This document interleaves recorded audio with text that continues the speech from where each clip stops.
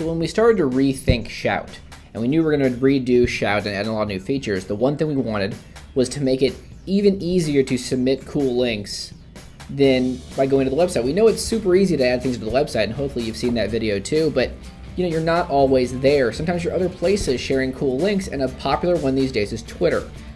If you want to share a link on Twitter, it's so easy to do. All you do is you just say, like you always do, hey, this video is totally awesome. And then you drop in the link, right? Just by pasting in the link. Let's clean this up. So all you do is you paste in the link to YouTube right here, and you hit submit, right? And that's how you tell your friends about this cool video you found.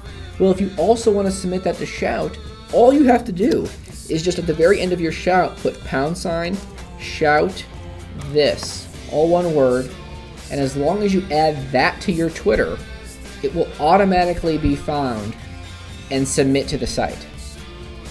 It couldn't be simpler. So the minute you send this out, a few minutes later, it will reply back to you. So let's go to my replies on Twitter. Go down the page a little bit. And you'll see, here it is right here.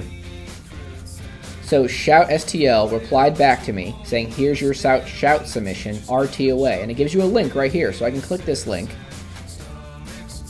My Shout, already submitted for me, already voted on by me, uses my name and everything. Now, how did it know my name? There is one step you need to do to know who you are on ToastedRav.com, and that is on your home page. You need to go to Connect and add your Twitter account to your current connections by simply going down here, clicking Twitter, and filling in your information. And once you do that, any shouts you submit on Twitter will automatically go to Shout under your name. If you don't do that, it'll be submitted under ShoutBot. Now, one last thing, what if you submit a link that someone's already submitted? Like right here, I copied this link that someone already submitted to Shout. What if I do this? Well, totally easy.